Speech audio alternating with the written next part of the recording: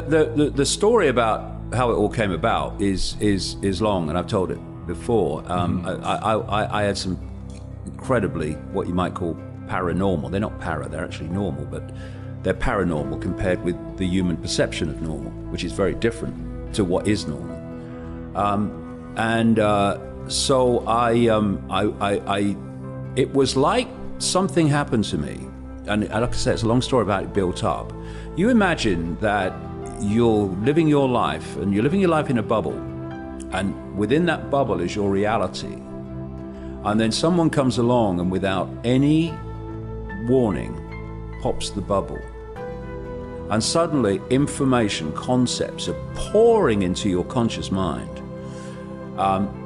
in a way that's so massive, it's like pressing too many keys on a computer. The computer freezes, I can't process this information, it's too much, and that was like it for me. And for 3 months in early 91, if you'd have asked me my name, I'd have checked, because I had this bombardment of information and concepts and all these things that were happening. And then as eventually a computer goes zzz and freezes and everything comes coming back, after 3 months, and of course the Wogan show was right in the middle of that, the computer unfroze. And people were saying to me, I thought you'd gone mad, you're the same David I've always known. I appeared to be, but I wasn't. I was the same, basically I am now, but I saw the world completely differently. I could see how dots connected instead of how things seemed to be random and apart from everything else. And the whole thing changed. But, you know, I have this phrase I've used in one or two of the books. Life tends to give you your greatest gift, brilliantly disguised as your worst nightmare. And when I look back at that time, because of the Wogan show and all that stuff, I got the most extraordinary, historic levels of ridicule. I couldn't walk down the street in Britain without. Yeah, I don't think people nowadays could quite grasp that, but it's like trending on Twitter. Do you know what I mean? Yeah. It's But weirdly, what a gift. So I couldn't go into a bar. A comedian only had to say my name, no joke necessary, and they got a laugh. And you'd think that was a nightmare, and it wasn't nice to experience. But you know what, mate? It set me free. It set me free of the prison. I know a lot of young people watch this and this podcast, and I know a lot of young people get really screwed up, even to the point of suicide, because of what's said about them on social media and all that stuff. Well, most people live in a prison called fearing what other people think. And when you fear or you're concerned about what other people think, you're not you anymore. You are what you are expected to be by those you don't want abuse or criticism or ridicule from. So you conform to the norm, so that you're not called crazy, you're not laughed at in the street or laughed at on social media and all that stuff. And you have gone. You're now a construct of someone else's version of what you should be. And most people are not saying what they really believe. They're not living their life as they really want to live it, because they fear what will other people think? What will the people at work think? The people down the bar? What will my mother say? And all this stuff. But when you are faced with the scale of ridicule that I went through, you've got a choice. You can end up in the corner, shaking, or just withdraw from the world, or you can come out honed in the fire. And not really honed in the fire. It's basically, I know exactly what you mean, not becoming something so much as letting go what was imprisoning you before, which is the fear of what other people think.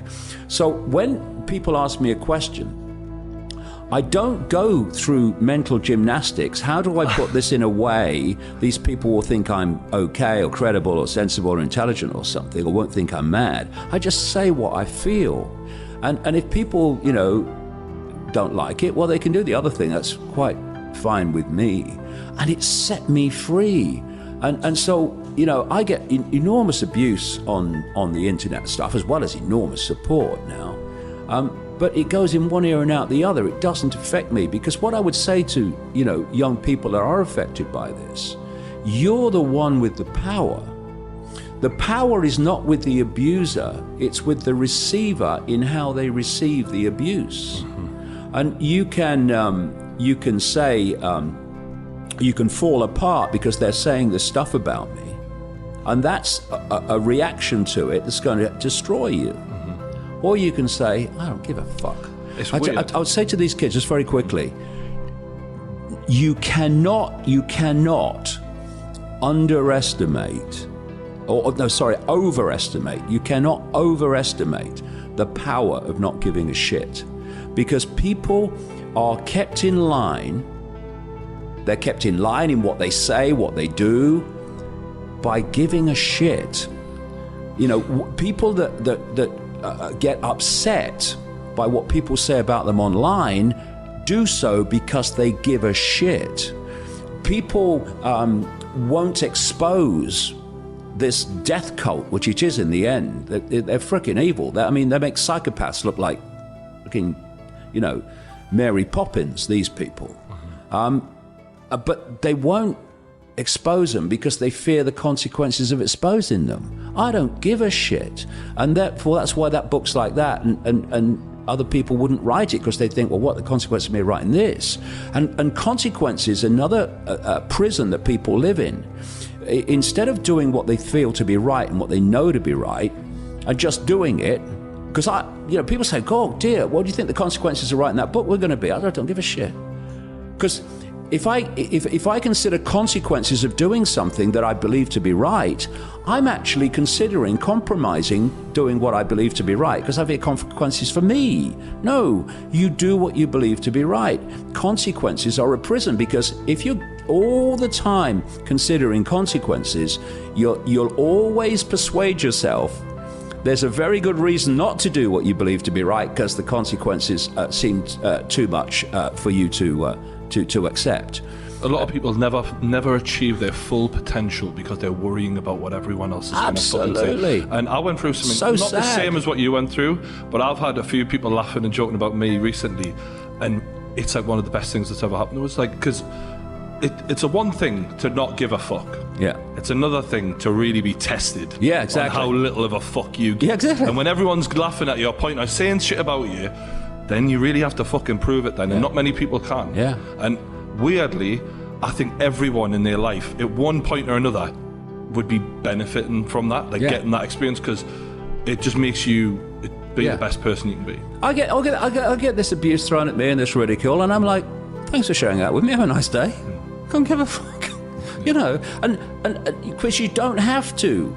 You don't have to be affected by other people. You can choose not to be. That's when you get your mental strength from within you, and not from what other people think of you and tell you you are. Exactly. That's when abuse and praise just become the same thing. And that's that poem, that Rudyard Kipling. Yeah, Rudyard You Kipling, treat those fucking two imposters just the same. That's exactly what they he's are. Twin imposters. Shoebank. They are twin imposters. You can tell me I'm God's gift to the world, and you can tell me I'm a complete idiot and arsehole, and I'll receive both in the same way. We do live in a time where there aren't many solutions offered for that. And some people say you're a harbinger of doom or whatever, the kind of guy who just... And I actually, hearing what you just said then, and I'm not accusing you of that, I see now why you feel you can say those things. But I guess the interesting side to that, for me, is we are debasing where a lot of people derive their happiness from, which would be the idea of a family, which is responsibility towards others, and the idea of a collective society, which is responsibility towards others. And so there has to be an element of giving a shit for other people. But I am often left with a bit of not an empty feeling, because I find you very compelling, but quite a, well, what's the point then? Sort of feeling after I hear a lot of what you say. Do you know what I mean? No, it's. And I don't mean that to get at you. One of the things, one of the major areas that I write about is the nature of reality and how our perceptions become our experience. So, if you go into that level, I write talk enormous amount about solutions, because a few people control the human race and the direction of the human race, because the human race has given its power to those people, given its power away. People are giving the consciously or unconsciously, or both. You know, they're giving their power away to internet trolls. I mean, I said the other day on the internet, it's not you that needs the help; it's the trolls. Yeah. You know, I mean, so what do you think of this troll that said this about? Well, they're horrible. So what are you letting them affect you for then?